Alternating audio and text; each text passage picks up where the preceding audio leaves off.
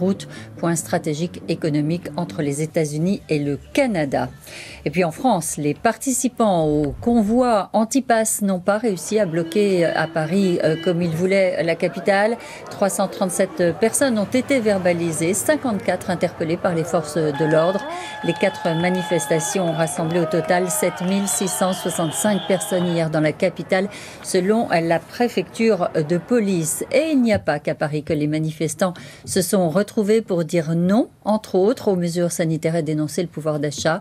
En province aussi, on a manifesté des revendications et quelques blocages avec à la clé des arrestations. Le point, Muriel Jans.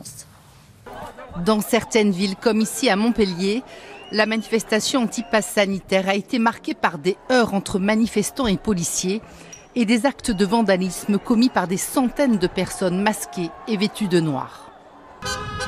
Dans la majorité des villes de France, comme à Nice, le départ du convoi appelé de la liberté a été salué par des concerts de klaxons pour s'opposer à la gestion de la crise sanitaire par le gouvernement.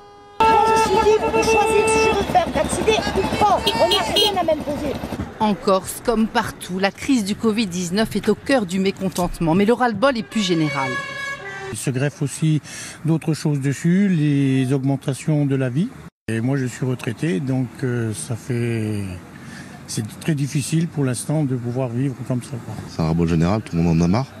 Je pense qu'on nous prend pour des débiles depuis un petit moment et les gens commencent à se révolter.